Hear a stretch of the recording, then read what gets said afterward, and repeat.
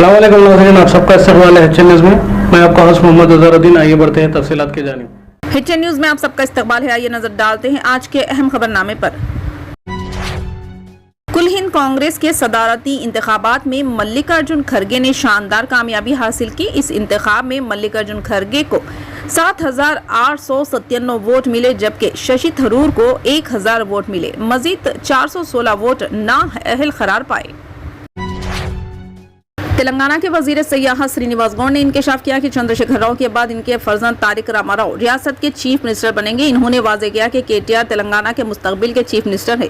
इन्होंने कहा कि केटीआर के पास चीफ मिनिस्टर बनने की तमाम काबिलियत मौजूद है। मन्नूगुड़ा ज़िमनी इंतखाबात में कामयाबी के बाद चीफ मिनिस्टर केसीआर बीजेपी का मुकाबला करने के लिए कौमी सियासत में उतरेंगे। इसके बाद तारिक रामाराव चीफ मिनिस्टर बनेंगे। श्रीनिवास गौड़ ने कहा कि केटीआर 100% रियासत के अगले चीफ मिनिस्टर है। तेलंगाना के मन्नूगुड़ा असम्बली हल्के का ज़िमनी इंतखाबात टीआरएस हुकूमत के लिए विखार का मसला बन गया है और इस इंतखाबात में पार्टी की कामयाबी के लिए चीफ मिनिस्टर व सदर टीआरएस चंद्रशेखर राव खुद मैदान में उतरने वाले हैं। जराये के मुताबिक दिल्ली में मुखिम चंद्रशेखर राव ने गुज़िश्ता रोज पार्टी के अहम कायदीन के साथ ज़िमनी इंतखाब में टीआरएस की इंतखाबी मुहिम और बीजेपी की सरगर्मियों से तफसीली वाकफियत हासिल की। इस मौके पर चीफ मिनिस्टर चंद्रशेखर राव ने बीजेपी सदर बंडी संजय की जानिब से 100 गाड़ियों के काफिले के साथ मन्नूगुड़ा में दाखिल होने और दूसरे इलाकों के अफराद के साथ हल्के में इंतखाबी मुहिम चलाने पर काफी बरहमी जाहिर की। उन्होंने कहा कि बाहर के लोगों को लाकर बंडी संजय इंतखाबी मुहिम चला रहे हैं और इलेक्शन कमीशन खामोश तमाशाई बनी हुई है। चीफ मिनिस्टर चंद्रशेखर राव ने पार्टी कायदीन से कहा कि तमाम सर्वे टीआरएस की कामयाबी की पेश ख्यासियां कर रहे हैं और बीजेपी को तीसरा मुकाम हासिल होने का इंकशाफ है। अपनी इम्कानी शिकस्त खाइफ होकर बीजेपी कायदीन इश्तियाल अंगेज इंतखाबी मुहिम चला रहे हैं ताकि चंद ज्यादा वोट हासिल किए जा सकें। इससे इनकी इज्जत भी बच सकती है, क्योंकि गुज़िश्ता इंतखाबात में बीजेपी को इस हल्के से सिर्फ 12,000 वोट मिले थे। इस मरतबा वोट में 2-3 हज़ार का इजाफा हो सकता है। चीफ मिनिस्टर चंद्रशेखर राव ने कहा कि बीजेपी की कामयाबी के लिए हर हरबा अपना रही है, इसलिए हम खामोश नहीं रहेंगे। इन्होंने कहा कि वो खुद गाड़ियों की भारी रैली के साथ मन्नूगुड़ा जाएंगे और इंतखाब खत्म होने तक हल्के में क़याम करते हुए गांव-गांव आवाम से मुलाकात करेंगे और बीजेपी के असली चेहरे को बेनकाब करेंगे। तेलंगाना के आसिफाबाद जिले के कागज नगर मंडल में इंदा वैली के करीब एक पुल मुनहदिम हो गया। पुल की खस्ता हालत देखकर ट्रैफिक पहले ही रोक दी गई थी, जिससे बड़ा हादसा टल गया। पेद्दाबागू तालाब में पानी की मकदार बढ़ने की वजह से पुल के पिलर्स मुतासिर हो गए। हाल ही में ताज़ा बारिशों की वजह से यह पुल गिर गया, जिसकी वजह से 42 देहात में ट्रैफिक की आमदोरफ्त ठप हो गई। इत्तला मिलने पर कागज नगर पुलिस मौके पर पहुंच गई और ट्रैफिक को मुकम्मल तौर पर रोक दिया। मुकामी तहसीलदार MPDO पुल पर पहुंचे और दीवार की तामीर के लिए इक़दाम किए। मुकामी लोगों का कहना है कि पिलर पानी में डूबने की वजह से पुल मुनहदिम हो गया। पुल में कुल 10 पिलर्स और 11 स्लैब है।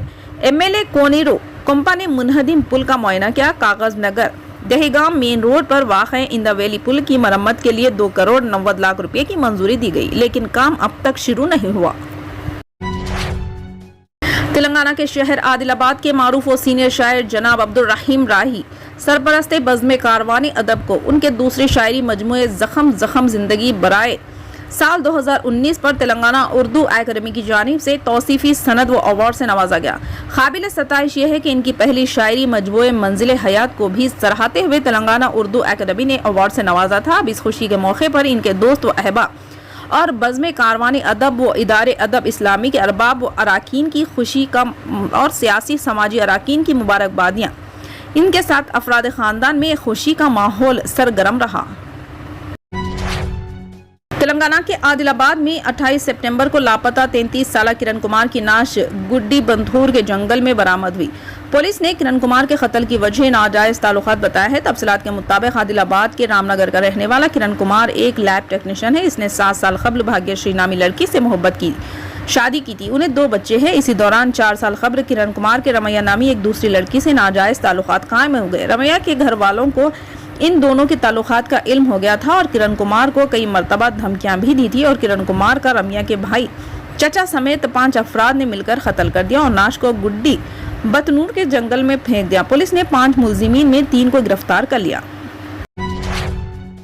अक्सर देखा गया है कि छोटे बच्चे दूध ना पीते या ज्यादा शरारत करते तो माएं डांट देती हैं। माँ की डांट सुनकर छोटे बच्चे रोते हैं या गुस्से में आ जाते हैं। अगर कोई बच्चा डांट से नाराज हो जाए और अपनी मां की शिकायत लेकर पुलिस से रुजू हो तो क्या होगा। आपको ये पढ़कर हैरानी जरूर होगी कि लेकिन ऐसा ही कुछ मध्य प्रदेश के बुरहानपुर में हुआ।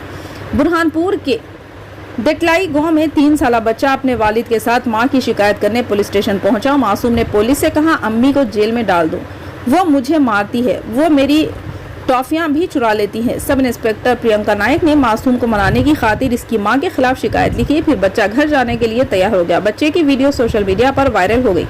बच्चा जब शिकायत लेकर पहुंचा तो पुलिस स्टेशन इंचार्ज बच्चे की बात सुनकर हंस पड़े और समझाने के बाद उन्होंने बच्चे को घर वापस भेज दिया। खबरअज़ी इन्होंने बच्चे से पूछा, क्या हुआ बताओ। बच्चे ने कहा, माँ ने मुझे थप्पड़ मारा है, वो मुझे मारती है, वो मेरी तमाम टॉफियां भी चुरा लेती है, चॉकलेट भी ले लेती है, इसलिए माँ को जेल में डाल दो। मासूम के वालिद ने बताया कि इतवार की दोपहर इसकी माँ ने इसे नहलाने के बाद काजल लगा रही थी।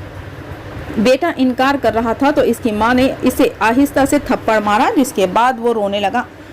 किस तरह मैंने इसे समझाया, फिर इसने कहा पुलिस के पास जाएंगे, माँ को जेल पहुंचाना है। ये सुनकर मैं और मेरी बीवी हंस पड़े, लेकिन वो नहीं मान रहा था तो मैं इसके साथ पुलिस स्टेशन आ गया।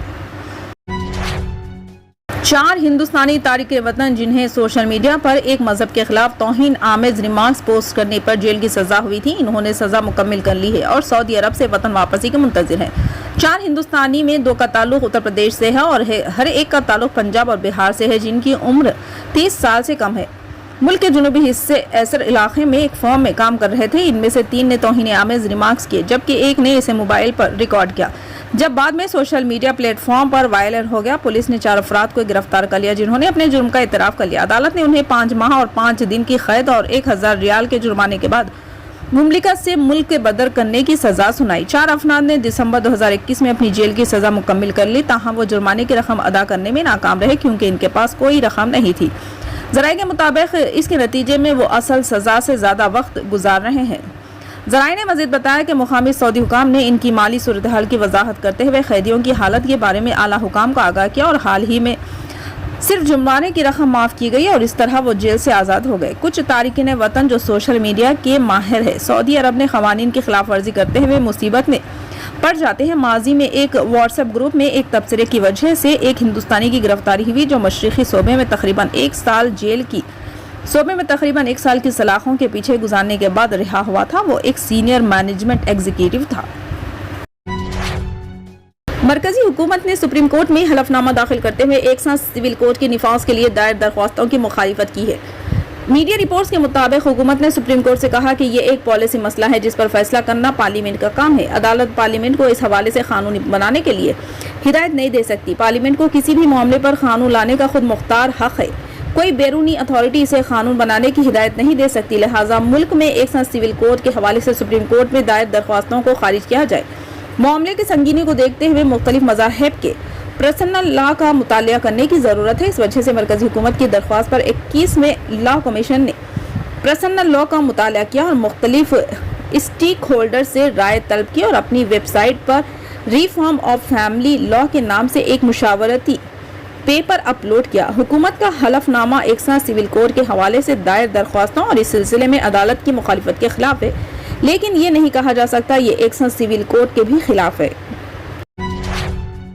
तेलंगाना हुकूमत ने इंजीनियरिंग कॉलेजेस में फीस को खतियत देते हुए जियो जारी किया। AFRC की सिफारिशात के मुताबिक तेलंगाना के 159 कॉलेजेस की फीस हुकूमत ने मुकर्रर की है। इस जियो के तहत कॉलेजेस की कम से कम फीस 45,000 रुपये मुकर्रर की है। रियासत गिर सतह पर 40 कॉलेजेस में फीस 1,40,000 से तजावुज़ कर गई। MGIT में 1,60,000, CVR में 1,50,000, CBIT वर्धान वासवी कॉलेज में फीस 1,40,000 रुपये मुकर्रर की गई है। हुकूमत ने कहा है कि इजाफा शुदा फीस का इतलाक 3 साल तक रहेगा। इस दौरान हुकूमत ने इंजीनियरिंग के साथ साथ MBA, MCA, MTech की फीस में भी इजाफा करते हुए अहकाम जारी किए हैं। MBA, MCA की सालाना फीस 27,000 रुपये मुकर्रर की गई है। MTech की कम अज़ कम फीस 57,000 रुपये होगी। हुकूमत की जानिब से फीस रीइम्बर्समेंट में इजाफे के ताल्लुक से कोई वजाहत नहीं की गई। फिलहाल के लिए इस खबरनामे में बस इतना ही। देखने के लिए आपका बहुत बहुत शुक्रिया। अगर आप नए हैं इस चैनल पर तो सब्सक्राइब ज़रूर कर लें और बेल आइकन को दबा लें ताकि हमारी हर खबर आप तक पहले मिले।